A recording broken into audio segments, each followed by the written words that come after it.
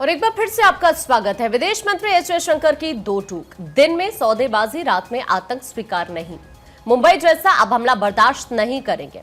दरअसल हाल ही में चीन से तनाव कम करने को लेकर विदेश मंत्री का ये स्टेटमेंट सामने आया और उनकी तरफ से ये कहा गया कि लद्दाख के देपसांग और डेमचोक में सैनिकों का पीछे हटना पहला कदम है और उम्मीद है कि भारत 2020 की गश्त की स्थिति में वापस आ जाएगा। विदेश मंत्री ने स्पष्ट रूप से चीन की तरफ इशारा करते हुए कहा कि अगला कदम तनाव कम करना है। हालांकि ऐसा तब तक नहीं होगा जब तक भारत को यकीन नहीं हो जाता कि दूसरी तरफ से भी ऐसा प्रयास हो रहा है। तनाव कम करने के बाद सीमाओं का प्रबंधन कैसे किया जाए, इस पर भी चर्चा की जाएगी। ये कहते हुए यहाँ पर विदेश मंत्री और सप्ताह की शुरुआत में दरअसल भारत की तरफ से घोषणा की गई थी कि उसने पूर्वी लद्दाख में वास्तविक नियंत्रण रेखा यानी एलएसी पर गश्त करने को लेकर चीन के साथ समझौता कर लिया है। मुंबई में उन्होंने बातचीत करते हुए कहा कि देपसांग और डेमचोक में पीछे हटने और गश्त का मुद्दा है, जिसका मतलब है कि हमारी सेनाएं एक दूसरे के बहुत करीब आ गई थी और अब वो अपने ठिकानों पर वापस चली गई हैं। हमें उम्मीद है कि 2020 वाली स्थिति बहाल हो जाएगी। जयशंकर ने निवेश को महाराष्ट्र से गुजरात ले जाने के आरोपों को खारिज करते हुए कहा कि निवेशकों का अपना हिसाब किताब होता है, वो ऐसी राज्य सरकार का चुनाव करेंगे जो सक्षम और कुशल हो। पिछले 10 साल में सभी परियोजना बीजेपी शासित राज्यों में नहीं आई हैं।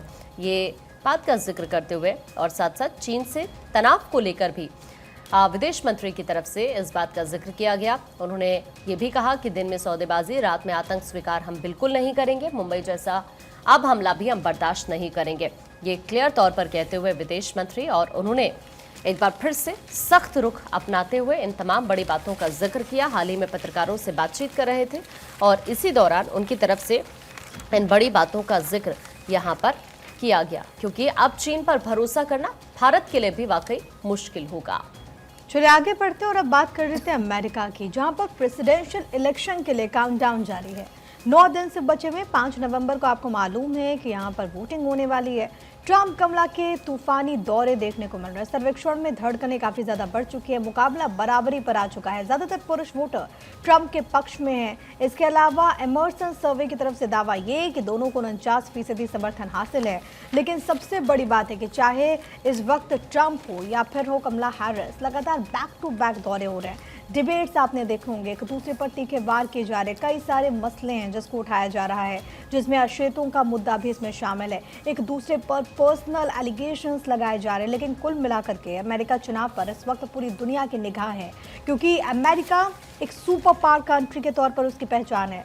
अमेरिका में आपको याद होगा कि जो बाइडेन जब चुनावी मैदान में एक तरीके से थे तो उस वक्त भी डोनाल्ड ट्रंप काफ़ी ज़्यादा आक्रामक नजर आए थे, डिबेट्स भी काफ़ी ज़्यादा हुई थी। लेकिन अब अगर हम बात करें कमला हैरिस की, तो उनके पक्ष में ओबामा भी वहां पर आए थे। उन्होंने प्रचार प्रसार किया और तमाम जो न्यूज़पेपर्स हैं उन्होंने बहुत प्रमुखता के साथ इस खबर को उठाया है। अब देखना बहुत ज़्यादा अहम होगा कि 9 दिन बाद जब रिजल्ट आएंगे तो आखिरकार अमेरिका की जो जनता है वो किसको सपोर्ट करती है, क्योंकि ट्रंप का एक अपना फैन बेस है, उनकी एक अलग लोकप्रियता है। और ख़ास तौर पर जो उन पर हमला हुआ उसके बाद से आपने देखा कि किस तरीके से वो सिंपैथी गेन करने में एक तरीके से सफल रहे। हालांकि दूसरी तरफ जो बाइडेन का पीछे हट करके कमला हैरिस को एक तरीके से चुनावी मैदान में उतारना, ये उनकी पार्टी के लिए भी बड़ा दिलचस्प मोड़ माना जा रहा है और इसलिए माना जा रहा है कि टर्निंग पॉइंट हो सकता है। और इसके लिए भी कहा जा रहा है कि कमला हैरिस जिस तरीके से प्रचार प्रसार कर रही हैं, जिस तरीके से उनका अनुभव है कि यंग फेस के तौर पर भी लोग उन्हें काफ़ी ज़्यादा पसंद कर रहे हैं।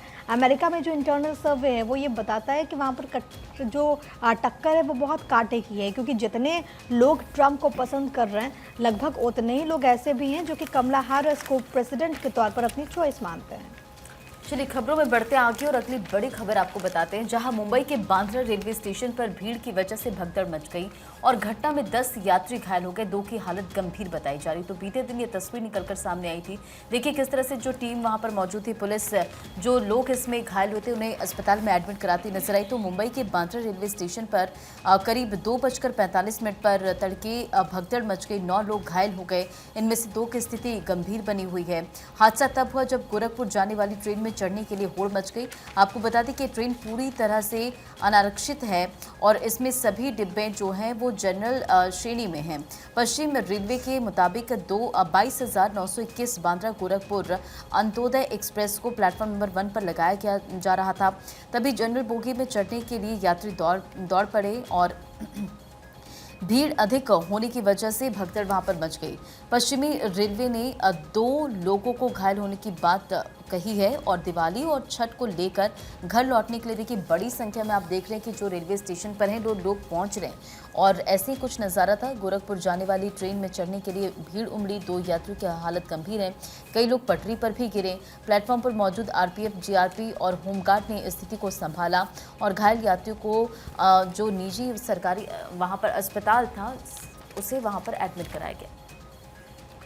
तो वहीं बांद्रा टर्मिनल भगदड़ हादसा पूरा ये मामला जिसकी हम बात कर रहे हैं, यहाँ पर यात्रियों की भीड़ को देखते हुए मध्य रेलवे ने एक फैसला लिया है।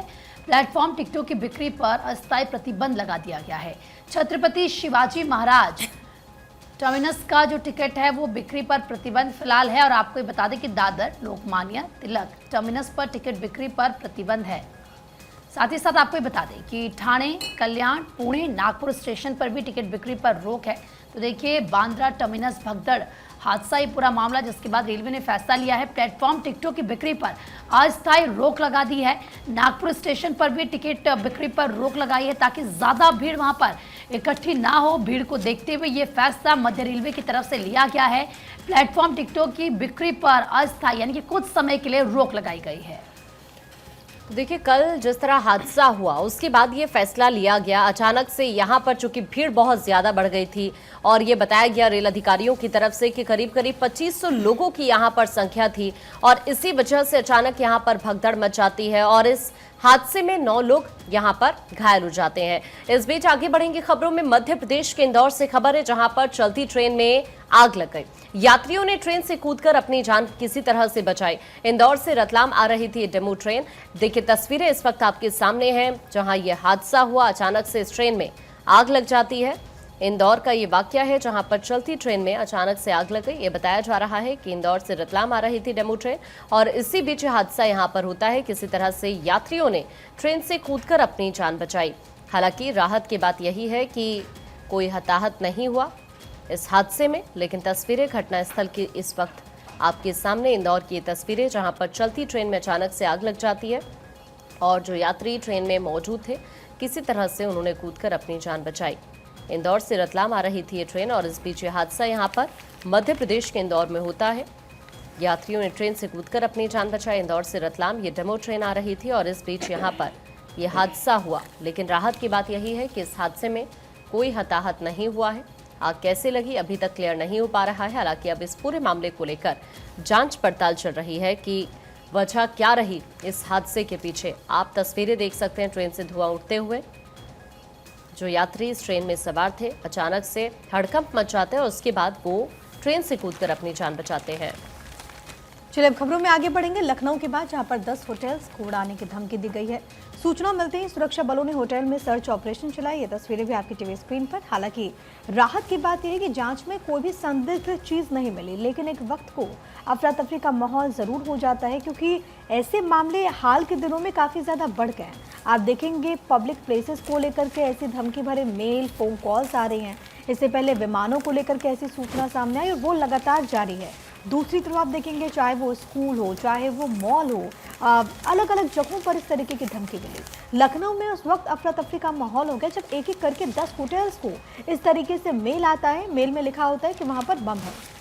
इसके बाद जब बम की धमकी मिलती है तो वहाँ पर आनन फानन में जो होटल के संचालक थे वो भी भयभीत हो गए। अब करे क्या? अब उन्होंने स्थानीय पुलिस को सूचना दिया। पुलिस वहाँ पर पहुंची पूरे प्रोटोकॉल के हिसाब से, क्योंकि जब भी इस तरीके से सिक्योरिटी थ्रेट को लेकर के कोई जानकारी मिलती है तो बाकायदा आइसोलेशन में वहाँ पर उस होटल को और वो जो पूरा एरिया है जहाँ पर ऐसी धमकी मिली है वहाँ पर रख करके वहाँ पर तलाशी अभियान चलाया जाता है। आप इन तस्वीरों में देख सकते हैं डॉग स्क्वाड की टीम भी वहाँ पर मौजूद थी, बॉम्ब स्क्वाड की टीम भी वहाँ पर मौजूद थी कि अगर ऐसी विपरीत स्थिति आए तो उसे फौरन से निपटा जाए। हालांकि राहत की बात है कि कुछ मिला नहीं है, लेकिन सबसे बड़ी बात है कि आखिरकार इसके पीछे की नीयत क्या है। सिर्फ और सिर्फ लोगों को खौफजदा करने के लिए इस तरीके से मेल्स आ रहे हैं, क्योंकि इससे पहले भी कई हिस्सों से ऐसी जब तस्वीर सामने आई तो उसमें निकला यही कि सिर्फ लोगों में डर पैदा करने के लिए ऐसा हो रहा है। अगर ऐसा होता है तो जाहिर है कि पुलिस के सामने एक बड़ी गुत्थी है कि इसे कैसे सुलझाया जाए और उस कड़ी तक पहुंचा जाए जो कि इसके लिए कहीं ना कहीं जिम्मेदार है। बढ़ते खबरों में आगे बात लखनऊ की, जहां पुलिस हिरासत में मौत का ये मामला। मोहित पांडे की मौत मामले में एक्शन और इस मामले में चिन्हट थाना अक्षय हटाए गए हैं, अध्यक्ष जो है वो हटाए गए हैं और भरत कुमार पाठक जो कि थाने का उन्हें प्रभार दिया गया था, अब उन्हें थाने का प्रभार दिया गया है और थाना अध्यक्ष समेत 4 पर दर्ज हुआ मुकदमा। तो ये बड़ी जानकारी आपको दे रहे हैं। देखिए, इस पूरे मामले पर सियासत भी हो रही है और अखिलेश यादव की तरफ से बीजेपी पर निशाना भी साधा गया है। दरअसल ये जो पूरा मामला पुलिस हिरासत में मौत का है, लखनऊ से खबर है और थाना अध्यक्ष समेत 4 पर इस पूरे मामले में मुकदमा दर्ज हुआ था। अब देखिए, इस पूरे मामले में अखिलेश यादव ने भी बीजेपी पर निशाना साधा है और राजधानी लखनऊ में एक पखवाड़े में 2 युवकों की पुलिस हिरासत में पिटाई मौत हो चुकी है। विकासनगर में अमन गौतम के बाद शनिवार को चिन्हट में की पुलिस ने कारोबारी मोहित पांडे की पीटकर हत्या कर दी है। ये अखिलेश यादव की तरफ से कहा गया निशाना साधते हुए परिजनों ने आरोप लगाया कि पुलिस ने मारा पीटा और पीड़ित को मांगने पर पीने का पानी भी नहीं दिया गया, तड़पाकर उन्हें मार दिया गया, ये आरोप लगाया गया। अब इस पर अखिलेश यादव ने कहा कि नाम बदलने में माहिर भाजपा सरकार को अब पुलिस हिरासत का नाम बदलकर अत्याचार गृह रख देना चाहिए। तो देखिए किस तरह से यहाँ पर निशाना अखिलेश यादव की तरफ से साधा गया बीजेपी पर। और ये बड़ी खबर आपको बता रहे, इस पूरे मामले में एक्शन लिया गया। पुलिस हिरासत में मौत का ये पूरा मामला, थाना अध्यक्ष समेत 4 और मोहित पांडे की मौत मामले में एक्शन लिया गया। आगे बढ़ते हैं, बात कानपुर की करेंगे। कानपुर में कोचिंग सेंटर के हॉस्टल में आग लगी, भीषण आग लगी। काफी देर तक हॉस्टल में फंसे रहे छात्र, शॉर्ट सर्किट बताया जा रहा है आग का कारण। और कल वो तस्वीरें हमने आपको दिखाई थी, देखिए ये हॉस्टल है जिसमें आग लग गई। 5 छात्र उस वक्त बताए जा रहे थे जो फंस गए थे। ज़्यादा संख्या हो सकती थी, लेकिन क्योंकि त्यौहार का मौसम है, सीज़न है, तो ऐसे में ज़्यादातर जो स्टूडेंट्स थे वो अपने घर चले गए थे।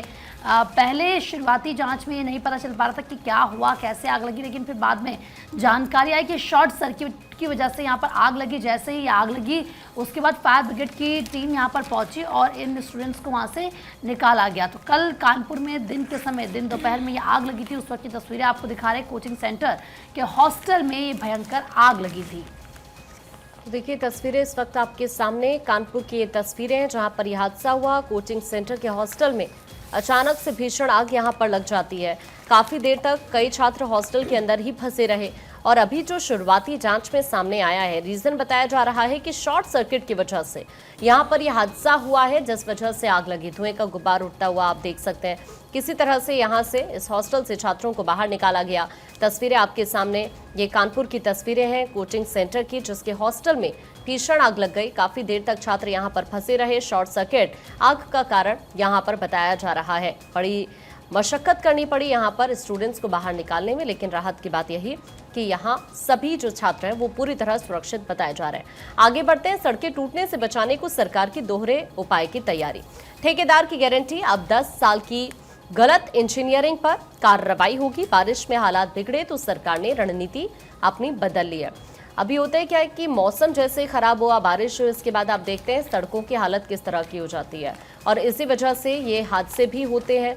कई लोगों की सड़क हादसों में जान जा चुकी है। अगर आप पिछले आंकड़े देखेंगे तो वो चिंता का विषय जरूर है और इन आंकड़ों को देखते ही सरकार की तरफ से अपनी रणनीति में बदलाव किया गया है और अब सख्ती बढ़ती है। अगर सड़क टूटी तो उसके बाद कार्रवाई की जाएगी और इस तरह की सिचुएशन ही ना बने, उसको देखते हुए सरकार की तरफ से एक बड़ी तैयारी हो रही है। ठेकेदार की गारंटी होगी अब 10 साल की। जो भी सड़क की जिम्मेदारी बनाने को लेकर ले गया, जिस कंपनी पर भी सड़क निर्माण की जिम्मेदारी होगी, उसी की गारंटी होगी अगले 10 साल तक कि सड़क में किसी तरह की कोई दिक्कत ना आए, निर्माण कार्य पुख्ता तरीके से हो। जो भी यहाँ पर सामग्री को इस्तेमाल किया जाए निर्माण को लेकर वो बेहतर क्वालिटी की होनी चाहिए। जो सारी की सारी जिम्मेदारी होगी वो इंजीनियर पर ही होगी और अगर यहां से सड़क टूटने को लेकर ऐसी तस्वीरें सामने आती हैं तो फिर कार्रवाई इंजीनियर पर ही होने वाली है।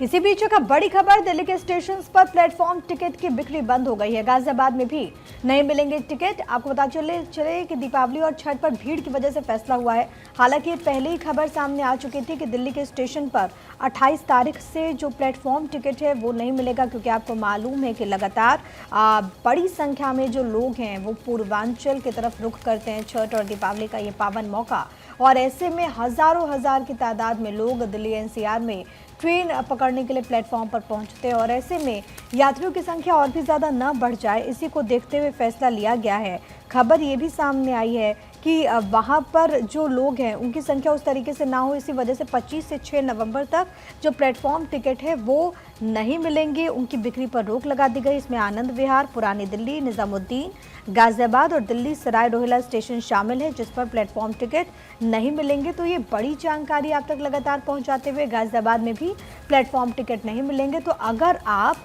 अपने घर से किसी को पिक करने के लिए या फिर ड्रॉप करने के लिए रेलवे स्टेशन पर जा रहे हैं तो आप स्टेशन के भीतर नहीं जा सकते, यानी कि प्लेटफॉर्म पर आप नहीं जा सकते क्योंकि प्लेटफॉर्म टिकट नहीं मिल रहा है। आप उनको स्टेशन से रिसीव कर सकते हैं या फिर स्टेशन पर ड्रॉप कर सकते हैं, लेकिन प्लेटफॉर्म तक आप नहीं जा सकते क्योंकि भीड़ बहुत ज़्यादा है। और हाल में बीते रोज़ मुंबई के बांद्रा से जिस तरीके की तस्वीर सामने आई उसके बाद प्रिकॉशनरी मेजर्स लगातार उठाए जा रहे हैं। हालांकि दिल्ली को लेकर के पहले सूचना सामने आ चुकी थी, मुंबई में भी कुछ इसी तरीके से कदम उठाए गए जहाँ पर प्लेटफॉर्म टिकट की बिक्री पर अस्थायी रोक लगा दी गई है। और देखिए, त्योहारों को देखते हुए सीएम योगी आदित्यनाथ का बड़ा फैसला। आज से 15 नवंबर तक उत्तर प्रदेश वालों को 24 घंटे बिजली मिलेगी। तो सीएम योगी आदित्यनाथ ने ये बड़ा फैसला लिया ताकि लोगों को सुविधा मिल सके, बिजली कटने की समस्या से उन्हें परेशानी ना हो। और ऐसे में आपको बताते चले कि 24 घंटे जो है वो बिजली मिलेगी 15 नवंबर तक आज से। और त्योहारों को देखते हुए सीएम योगी आदित्यनाथ ने ये बड़ा फैसला लेते हुए अधिकारियों को दिशा निर्देश दिया है। अब आगे बढ़ते हैं, बात असम की करेंगे। असम सरकार का बड़ा तोहफा, राज्य कर्मियों को दिवाली से पहले बड़ा तोहफा दिया है। राज्य कर्मचारियों का महंगाई भत्ता 3% बढ़ाया है। तो असम सरकार की तरफ से ये राज्य कर्मचारियों को आप कह सकते हैं कि बड़ा तोहफा है। दिवाली से पहले राज्य कर्मियों का जो महंगाई भत्ता है उसे 3% तक बढ़ा दिया है। चलिए अब आगे बढ़ते हैं, खबरों में दिल्ली की बात करेंगे। दिल्ली में हवा की गुणवत्ता बेहद खराब स्थिति में दिख रही है। बड़ी खबर है, AQI 300 पार पहुंच चुका है। दिल्ली के आनंद विहार में AQI 358 दर्ज हुआ है। दिल्ली के सोनिया विहार में AQI 366 दर्ज हुआ है। दिल्ली के मुंडका में AQI 367 दर्ज हुआ है। दिल्ली के जहांगीरपुरी में AQI 370 दर्ज हुआ है। तो बड़ी खबर हम आपको ये बता रहे हैं, देखिए दिल्ली NCR में रहने वालों को जहरीली हवा से राहत मिलने की फिलहाल कोई संभावना नहीं दिख रही है। दिवाली तक अगर इसी तरह की स्थिति बनी रही तो इस तरह की आशंका जाहिर की जा रही है कि दिवाली के आसपास स्थिति और भयावह हो सकती है। केंद्रीय पृथ्वी विज्ञान मंत्रालय के अर्ली वार्निंग सिस्टम ने 3 से 4 दिन के दौरान वायु गुणवत्ता के स्तर में गिरावट का पूर्वानुमान जाहिर किया है। ऐसे में ग्रैब के तीसरे चरण की पाबंदियां भी लागू कर दी जाएंगी अगर इस तरह की सिचुएशन रही। चूंकि दिल्ली NCR के कई इलाके हैं जहां पर AQI 350 को क्रॉस कर चुका है। राजधानी में दम घुटने लगा है लोगों का। स्मॉग की चादर में दिल्ली लिपट गई है। आज से और ज्यादा हालात बिगड़ने वाले। AQI 350 के पार पहुंच चुका है कई इलाकों में। चूंकि इसी तरह की आशंका जाहिर की जा रही है, केंद्रीय पृथ्वी विज्ञान मंत्रालय की तरफ से अर्ली वार्निंग सिस्टम ने भी 3-4 दिन के दौरान वायु गुणवत्ता के स्तर में गिरावट का पूर्वानुमान जाहिर किया है। आपको यह भी बता दें कि देखिए अगर इसी तरह के हालात रहे तो ये माना जा रहा है कि ग्रैब 3 की पाबंदियों को जल्द ही लागू किया जा सकता है, जिसमें आपको ये बताया निर्माण तोड़फोड़ के काम में बोरिंग और साथ साथ ड्रिलिंग, इसके अलावा ओपन ट्रेंच सिस्टम से होने वाले सीवर लाइन, ड्रेनेज और इलेक्ट्रिक केबल के काम, ईंट भट्टों आदि के काम, इसके अलावा RMC, बैचिंग प्लांट, बड़े वेल्डिंग वर्क और गैस कटिंग काम नहीं हो पाएंगे अगर ग्रैब 3 की पाबंदियां लागू होती हैं। और इसी तरह की आशंका जाहिर की जा रही है। चूंकि जो हालात इस वक्त दिल्ली के अंदर है, आशंका यही है कि दिवाली से पहले ग्रैब 3 की पाबंदियां भी लागू हो सकती हैं। चलिए आगे बढ़ते हैं और अब बात कर लेते हैं कोर्ट केसेस की। कोर्ट में आज किन याचिकाओं पर सुनवाई होने वाली उसकी जानकारी जल्दी से आपको बताते हुए, सितंबर 2024 में आयोजित दिल्ली विश्वविद्यालय छात्र संघ यानी कि डूसू के चुनाव लड़ने पर कई उम्मीदवारों को सार्वजनिक संपत्ति को नुकसान पहुंचाने के मामले में दिल्ली हाईकोर्ट में सुनवाई होगी। दूसरा मामला आम आदमी पार्टी के विधायक मन्नतुल्लाह की याचिका पर दिल्ली हाईकोर्ट में सुनवाई होगी। इस पूरे मामले में वक्फ बोर्ड से जुड़ा हुआ ये पूरा मामला है। इसके अलावा Rashid engineer Patiala house court में उनकी याचिका पर सुनवाई होगी। आपको बताते चले कि बारामूला से सांसद है राशिद इंजीनियर, जिन्होंने अंतरिम जमानत जिनकी खत्म हुई और उसके बाद जो नॉर्मल जो बेल को लेकर के याचिका है वो उन्होंने दायर की। अब शराब घोटाला मामले में राउस एवेन्यू कोर्ट में सुनवाई होगी। दिल्ली शराब नीति का ये पूरा मामला, फर्जी लेटर हेड मामले में भी राउस एवेन्यू कोर्ट आज सुनवाई करने वाला है। तो ये वो तमाम याचिकाएं हैं जिस पर अलग अलग कोर्ट्स आज सुनवाई करने वाली हैं और इसमें सबसे महत्वपूर्ण है दूसरे चुनाव। इसको लेकर के दिल्ली हाईकोर्ट का क्या रुख होता है वो देखना होगा। इसके अलावा भी कई सारी महत्वपूर्ण याचिकाएं हैं जिन पे अलग अलग अदालतें आज सुनवाई करने वाली हैं।